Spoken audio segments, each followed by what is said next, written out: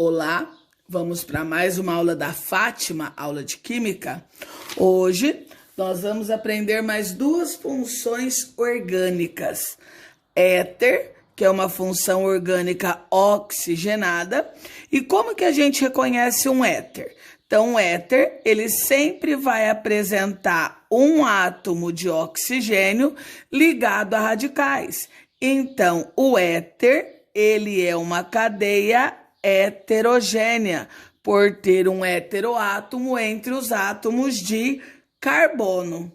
Aí aqui, como que a gente faz para dar um nome num éter? Então, primeira coisa, nesse primeiro exemplo que eu coloquei aqui, nós temos o oxigênio no centro, né? Aqui no meio dos dois radicais.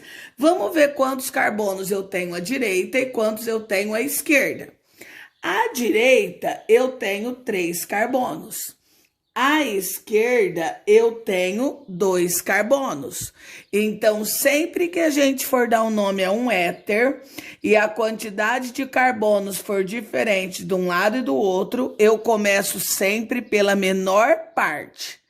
Aí eu vou colocar o prefixo e vou colocar ox junto com esse prefixo. Então, aqui 2 é menor que 3. Então, eu vou começar por aqui. Então, fica et de 2 e ox, que é o sufixo de um éter, etox. A outra parte eu dou o nome como se fosse um hidrocarboneto. 3 carbonos prop, ligação simples an, terminação o, etox propano. Existe uma outra maneira de se dar esse nome. Que jeito?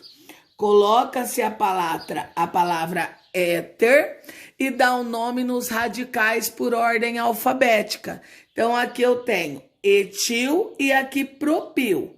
Então, este composto pode ser chamado de etox, propano ou éter etílico e propílico, certo? Ele pode ser chamado ou de um nome ou do outro.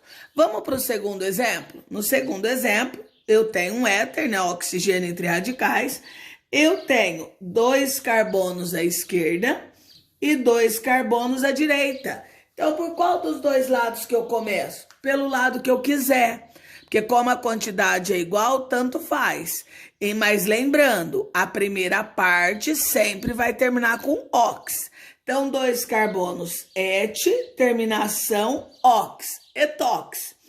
Etox, 2 carbonos et, ligação simples an, terminação o, etox, etano. Como que ficaria o nome do outro jeito? O usual, éter. Como os dois radicais são iguais, eu colocaria como quando são iguais? O di. Então, éter dietílico. Só que, como os éteres, obrigatoriamente, ele tem que ter um oxigênio entre carbonos, quando os radicais entre o oxigênio de um lado e do outro do oxigênio forem iguais, eu posso colocar apenas éter etílico. Porque se eu coloquei a palavra éter, eu já sei que se eu coloquei etílico é porque eu vou ter um etil à esquerda e um etil à direita. Este éter dietílico, éter etílico, etox, etano, ele é usado como anestésico, certo? Vamos para um outro exemplo. No outro exemplo, eu dei o nome, eu quero a fórmula. Por que eu sei que é um éter? Por causa da palavrinha ox. Então, se é um éter, eu vou colocar um oxigênio aqui e eu sei que eu vou ter um radical à esquerda e um radical à direita. Mete um carbono. Fica a meu critério colocar à esquerda ou à direita, porque lembra que quando as quantidades são diferentes, eu começo pela parte menor. Vou colocar o MET do lado de cá. Do lado de lá, but 4 carbonos, an, ligação simples. Posso deixar assim? Não. O que falta? Os hidrogênios para completar as ligações que estão faltando. Lembrando que o carbono faz 4 ligações e o oxigênio apenas 2. A outra função orgânica que eu falei que eu ia explicar hoje, aleto orgânico. O que é aleto? O aleto orgânico é aquele que tem que ter pelo menos um halogênio. Quem são os halogênios? Os elementos da família 7A. São flúor, cloro, bromo e iodo. Um ou mais desses elementos tem que estar ligado a um hidrocarboneto para eu poder ter uma função orgânica chamada aleto orgânico. Como que eu dou um nome? Então, neste primeiro exemplo, eu não preciso numerar, porque eu só tenho 2 carbonos, aonde ele tivesse, seria a posição dele, seria 1. Então, eu coloco cloro, que é o nome do aleto, e dou o nome no hidrocarboneto. Et2, simples, o hidrocarboneto.